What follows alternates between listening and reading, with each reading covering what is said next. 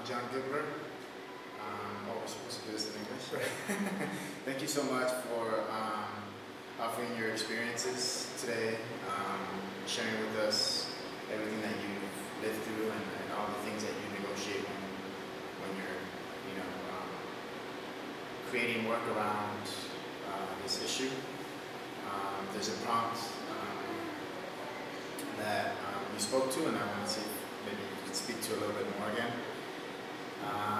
¿Cuáles son los retos del artista que vive en una sociedad donde la violencia se desborda y lo impregna todo? I think the first step is to recognize that violence is something much deeper and much broader than the immediate impact on the body. Violence, I would say, is a basic working definition, is that which wounds. And it can wound the body, it can wound the mind, it can wound the spirit, it can wound the emotions. In a book by Linda Tuhiwai-Smith, a Maori researcher in New Zealand, at one point in her book called Decolonizing Methodologies, she says, imperialism is real, it continues, and it still hurts. And that in an academic book, right, that phrase for me is very impactful and very important because it speaks to the violence of imperialism and the fact that it's that which wounds. So violence being that which wounds, and recalling that we aren't only our bodies, of course are an important part of who we are, but we're also mind, we're also spirit, we're also emotion, we're all those things together. So first step, see violence is that which wounds, which means racism is violent, which means the history of imperialism is violent, which means sexism and discrimination based on sexuality is violence, as well as, of course, bullets and rape and beatings, and second, to see that violence, that which wounds most dominantly in our society, I think the forms of violence that are most dominant and most urgently need to be fought against are those which exist in a complex, and that complex contains the realm of official discourse, the realm of how the state and how other kind of satellite institutions around the state, like corporations and media, deny, integrate, normalize, and reproduce violence. So, for example, classic case of violence against women, and you'll have a politician come out and say, well, women shouldn't dress like that, or women shouldn't wear mini skirts. That becomes the official discourse which normalizes but also reproduces the violence. But another element which we often or sometimes think less about is the social realm of denial, the ways in which those of us who witness violence, live within violent contexts, deny the impacts of the violence. Here, citing a sociologist named Stanley Cohen, he has a book called States of Denial, and he defines 3 levels of denial. Literal denial, which says that didn't happen. Interpretive denial, which says that isn't what you thought it was, and it doesn't mean, that isn't what you thought it was. So-and-so was shot, but it wasn't a political murder, And then there's implicatory denial, which is the realm of meaning, which, for example, you'd say, well, that happened, but it doesn't mean what people say it means. So here, a case we've discussed here today is the ritual violence against women in Ciudad Juarez. Literal denial would say that never happened. Interpretive denial would say, oh, well, it isn't what they say it wasn't, drug lords, or it wasn't the political class, it was these Satan cults or something like that. And implicatory denial would say, well, it doesn't have any kind of a deeper meaning for us that they killed all these women. Fighting all that is to say, no, that violence is deeply entrenched in the principal institutions of our culture. I'm of the opinion that the deep roots of violence are in a culture of, and institutions that were built on colonialism, invasion, that were built on racial classification systems which denied humanity to people based on being a non-white or non-European race. And those things, as well as deeply entrenched with patriarchy, the denial of equal humanity to women via being women, and capital. capitalism. Like European imperialism and capitalism are two institutions that are constructed simultaneously. And the forms of violence that they wield were built together. So they're always, you never can say imperialism is one thing and capitalism is another thing. So capitalism we can save. Capitalism can be okay because we can figure it out and do a kind of human capitalism, a friendly capitalism, a green capitalism. You have to talk about both. Yeah. Right, yeah, you have to constantly say, well, capitalism has never been distinguishable, never been independent from imperialism or patriarchy or racism.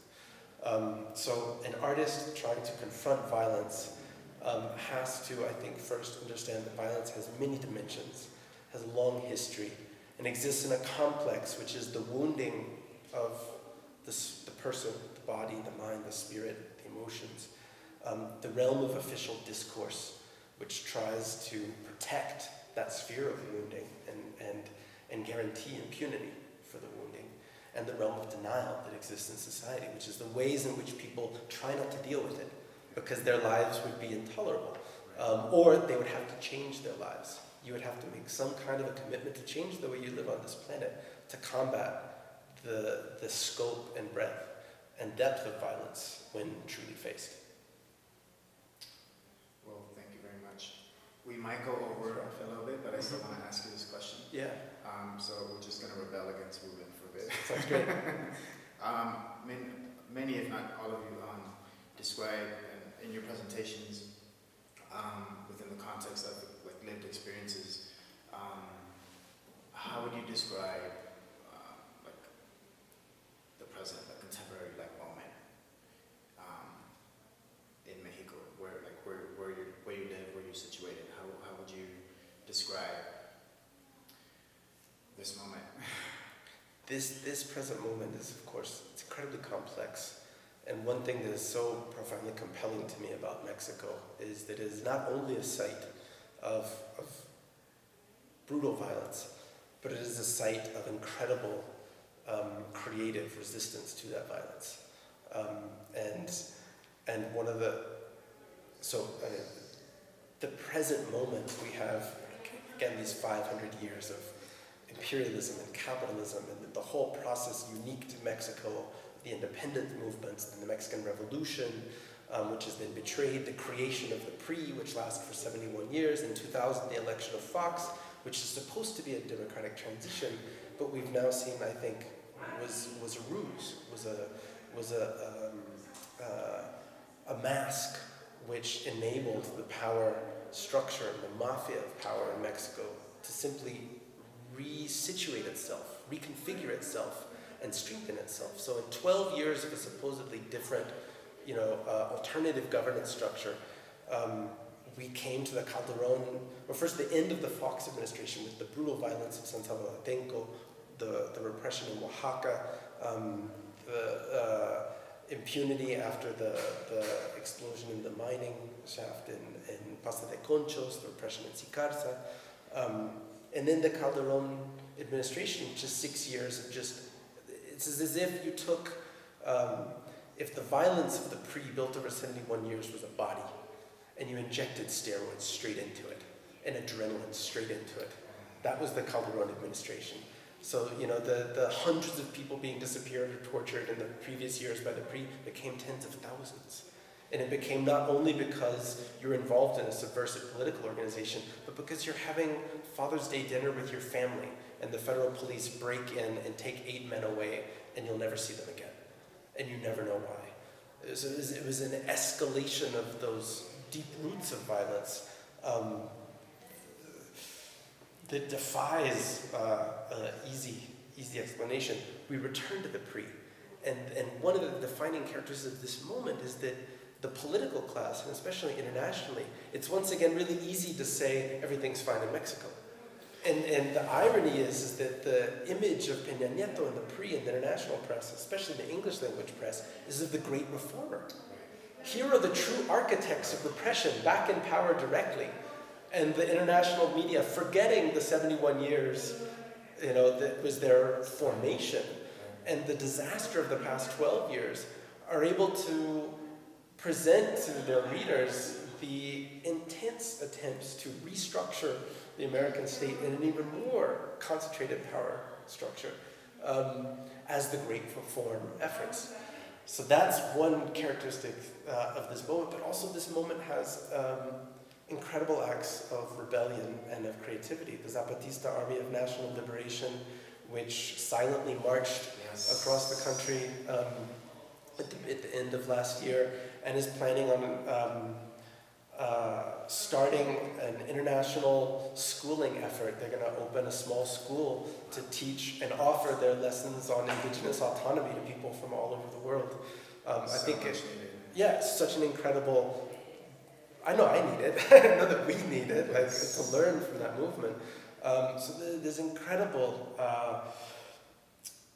surges of creative rebellion and deeply rooted resistance that are also, I think, incredibly important as a part of this moment, although they're nowhere to be seen in the mainstream media or in the official discourse, of course.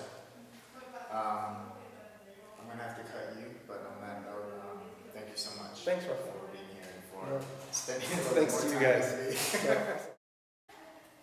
Pues, dentro de un contexto de violencia extrema, ¿hay una manera ética de representar la violencia misma a través del arte? Sí, mira, yo creo que sí hay una manera, por lo menos desde mi punto de vista, o digamos, la ética que yo profeso o profesé a la hora de trabajar este tema artísticamente, era justamente que no crear discursos que sean cómplices de los asesinos, digamos, de los victimarios, ¿no? En ese sentido, me parecía que, por ejemplo, hacer una obra de arte donde eludas a las víctimas, me parecía que era una forma de inconsciente complicidad con los victimarios. Es decir, me parecía que la manera ética de afrontarlo era decirle a las cosas por su nombre, nombrar, ¿no? El grado de violencia en México llegó a tal grado en el cual las víctimas no solo no han perdido el nombre, la identidad, es decir, perdieron el cuerpo, o sea, literalmente destazado, es decir, la máquina aniquiladora llegó al grado de disolverlos en ácido. Es decir, que no quede nada de esas víctimas. Es decir, hay un grado de secreto impresionante. Entonces, me parecía que la aproximación ética consistía, antes que cualquier otra consideración artística, consistía en retribuirle a esas víctimas su condición humana. Entonces, si los metieron en ácido para deshacerlos, por lo menos a nivel simbólico, rehacer ese cuerpo, rehacer esa persona y decirle lo que le hicieron a esa persona. Es decir, tampoco puedes eludir lo que le hicieron. Para mí eso es fundamental porque lo otro es minimizarlo. Pensé mucho sobre ese asunto, sobre cómo hablar de eso. O sea, si no era revictimizar, contar lo que les había sucedido a las víctimas. Pero después lo pensé muy bien y dije, no, revictimizarla es que no sea nadie.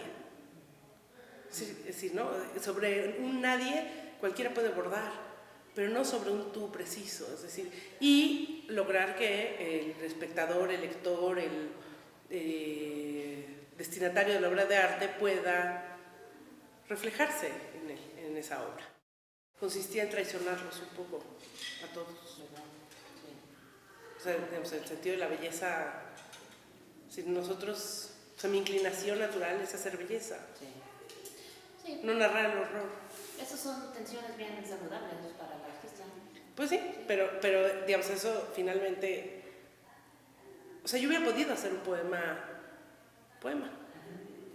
sobre el asunto. Sí, wow. Bonito, Sí. ¿no? Eludir el horror. Y doloroso. Y bonito y pero ya no quise hacer eso. Sí, no, sí, por supuesto. O sea, hubo un divorcio en mí, con mis maestros, con mi medio, con mis colegas, o sea, dije, no, ya, esto no va por ahí. Sí, wow. Ahora, andar solo pues no es fácil.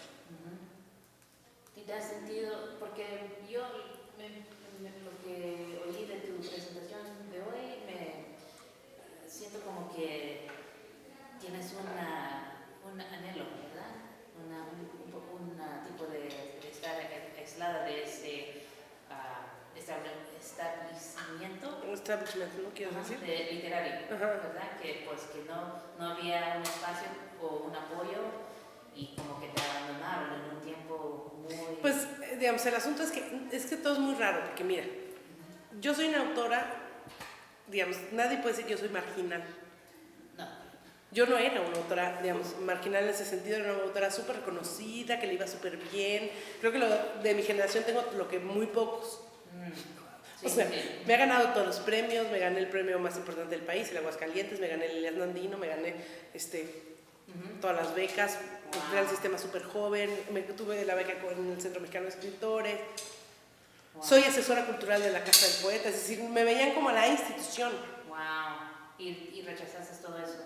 Sí. Sí. Entonces están enojados porque cómo es posible que Sí. yo, que era la afortunada, la privilegiada, se dé el lujo además. Sí, sí, sí. Porque cuando tú te ganas, por ejemplo, el Aguascalientes, decían, no, si te ganas el Aguascalientes ya no haces nada más. Wow. Muchos ya no hacen nada que valga la pena después. Sí. Y yo dije, o sea, ay, aquí está el Aguascalientes, no me importa. O sea, Sí. después de ganarme el Aguascalientes fue cuando yo empecé a hacer todo lo de la violencia.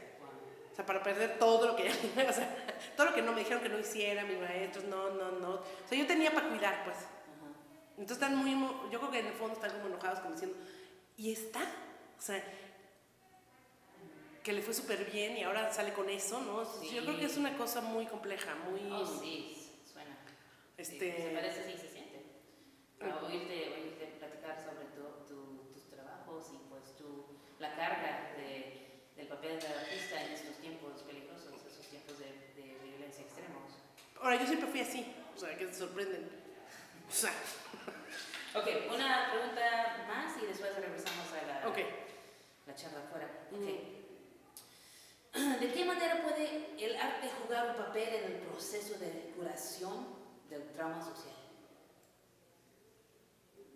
Mira, yo creo que el arte, durante la presentación aquí, dije algo que no está completo, y es que para mí el arte no debe consolar, el arte debe reconciliar. O sea, creo que la manera de curar es reconciliarnos. Y creo que la única manera de reconciliarnos es reconocer la herida. No hay otra manera.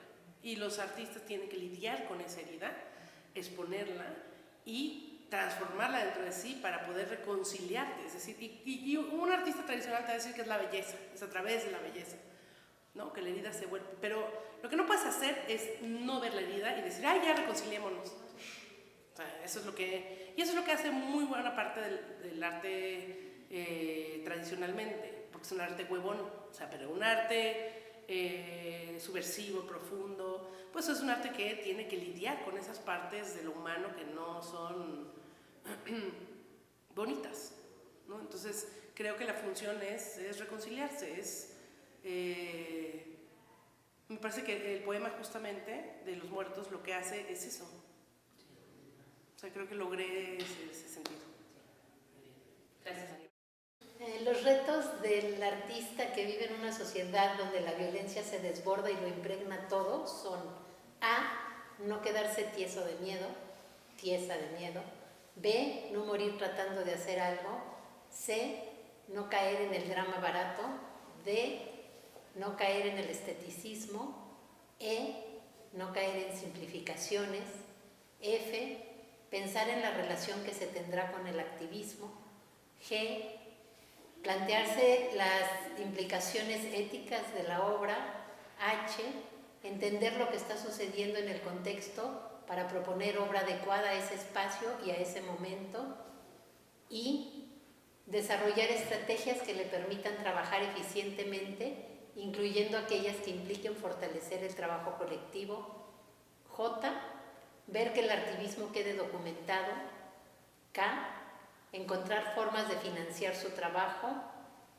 L, mantener la alegría y el entusiasmo.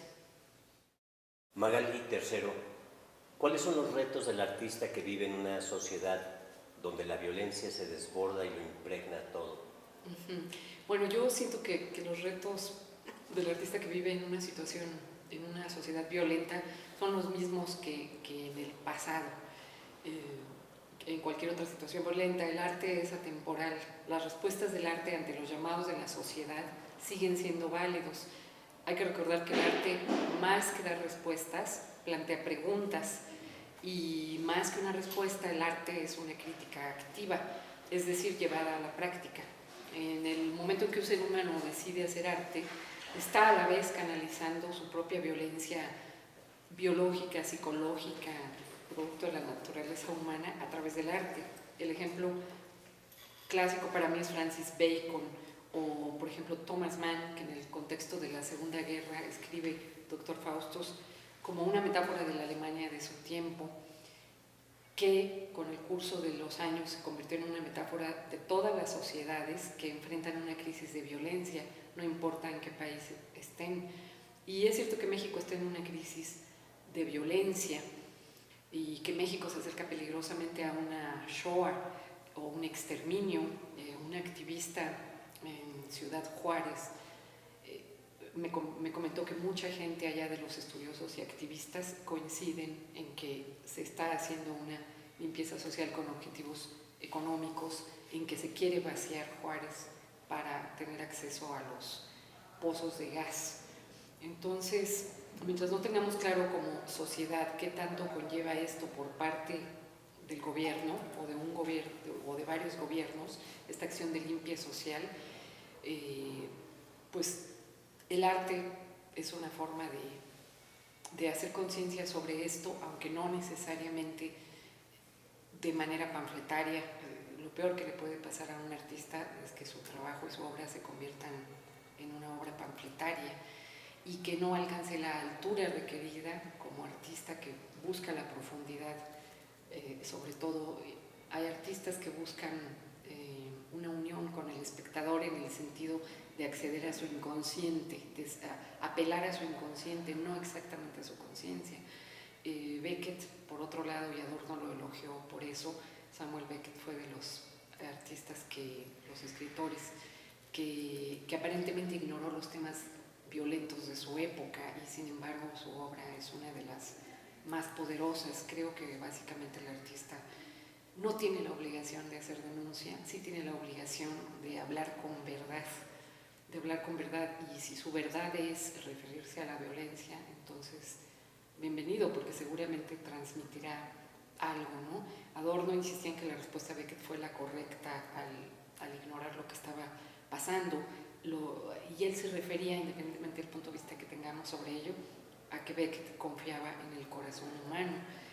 Otro ejemplo son Los demonios de Dostoyevsky. Dostoyevsky era cronista, periodista, publicaba en diarios en su época, y Los demonios parte de un asesinato político de un activista, y sin embargo Dostoyevsky rápidamente supera la fase de hacer la crónica del asesinato, y acaba haciendo una indagación sobre el mal y sobre nuestra naturaleza.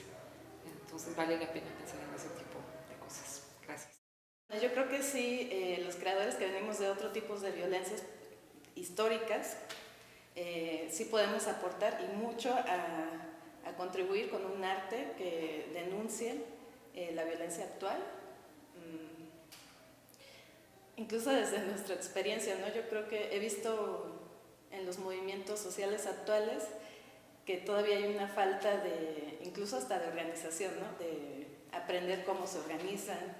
Todavía siguen cometiendo los mismos errores que uno ya conocía desde la infancia. Entonces es importante transmitir y comunicar hasta nuestras formas de organizarnos, ¿no? Sí, totalmente con la cuestión estética, con el arte, pero yo sí veo mucho como la importancia de recuperar lo que ya hemos hecho otros movimientos en el pasado, ¿no? Incluso hasta para no cometer los mismos errores, ¿no?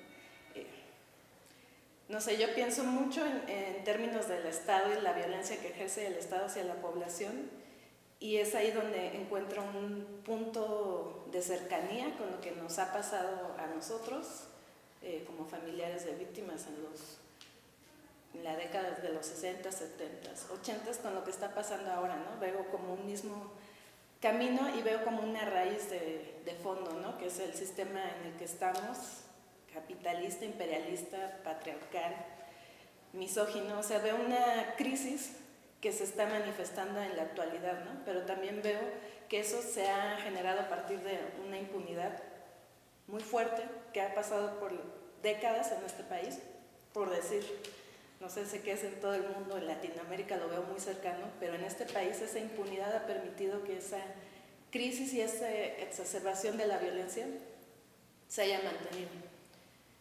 No sé, como un punto específico es que las personas que violentaron a nuestros familiares en el momento en que eran parte del Estado, me refiero a militares, policías, en aquel tiempo era, policía judicial y hasta paramilitares, ahorita están siendo parte del narcotráfico quienes han generado también la violencia a la población civil en la actualidad. Y bueno, también sigue haciéndolo el Estado, pero estas prácticas de generalización de la violencia no hubieran sido posibles si nosotros no hubiéramos permitido esa impunidad, ¿no? Si se hubieran juzgado, si hubiera sido como más grande la lucha, ¿no? Ya no estamos en el momento del hubiera, ¿no? Sino más bien de apoyar y aportar y estar unidos como sociedad hacia los problemas actuales, ¿no? César, ¿cuáles son los retos del artista que vive en una sociedad donde la violencia se desborda y lo impregna todo?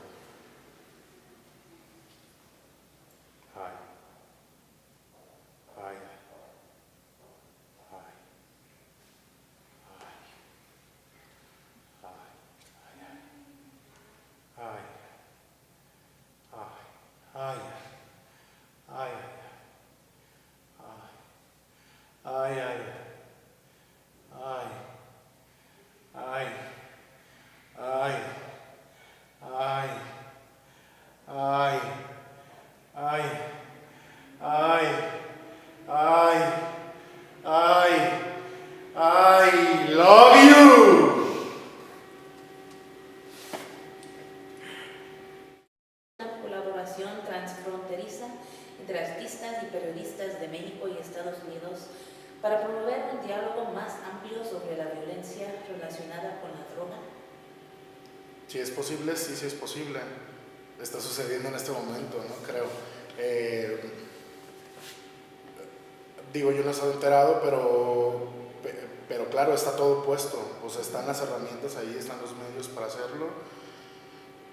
Un evento como este, por ejemplo, permite precisamente esa conexión y creo que, digo, así como esta iniciativa, pueden surgir otras, deben surgir otras, para que se hable de la violencia en términos generales y empezar a proponer más cosas desde nuestra posición, o sea, desde donde estamos y volverlo práctico, volverlo real, ¿no?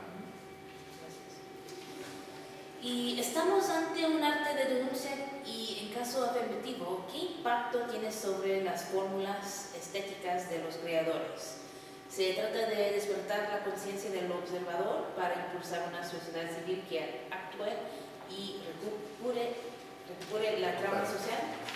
Sí, digo, sería un poco encasillar, ¿no? Decir, sí estamos ante un acto de denuncia.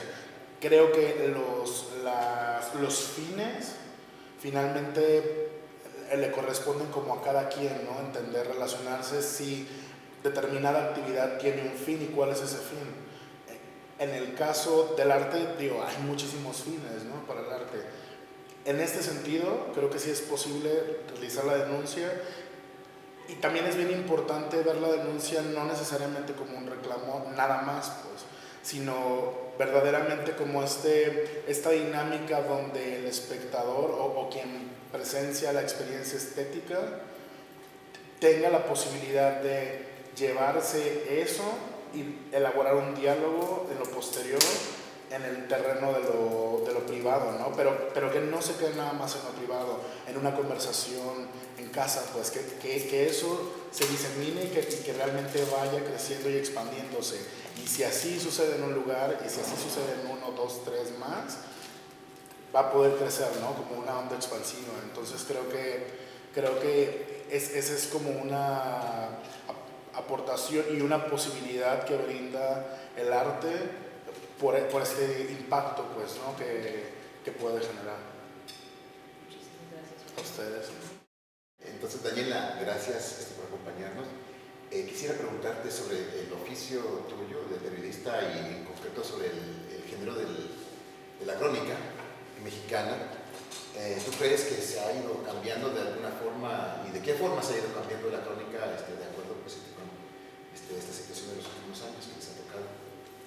Sí, yo creo que está cambiando y que además está cambiando forzosamente, primero por la ebullición de nuevas tecnologías que nos ha obligado a repensar las formas narrativas que tenemos, porque ya no puedes competir, ya no con la televisión, el cine, las imágenes, sino con los tweets, ¿no? Con la inmediatez. La gente ya puede ver a una agonía y una muerte en vivo en televisión. Entonces sí tenemos que replantearnos cómo vamos a escribir y a utilizar esta potencia que tiene la palabra en una crónica, pero también pues por la violencia y la situación tan complicada que estamos viviendo en México en estos últimos años, nos ha obligado a repensar qué escribimos, por qué escribimos, para qué lo escribimos, cuál es la finalidad, qué consecuencias puede tener cada uno de los párrafos que escribimos. Entonces esta potencia que tiene el texto ya no nada más tiene que cumplir la función estética que a lo mejor hace 20 años cuando empecé a ser periodista era lo que quizá me importaba, ¿no? Que el párrafo tuviera ritmo, que el párrafo tuviera una buena narrativa, una buena redacción. Entonces ahora tenemos un reto más, que es cómo hacemos para que ese mismo párrafo aparte le explique a la gente qué está pasando con este caos, en medio de este caos, y cómo cuidamos también a nuestra propia sociedad con esos párrafos para no hacer más daño del que ya se está haciendo con la propia violencia. Entonces yo creo que eso es lo que está cambiando a fuerzas. ¿Cuál va a ser el final de la historia? Todavía no lo sé, estamos discutiéndolo, ese es parte del trabajo que nosotros hacemos, ¿no?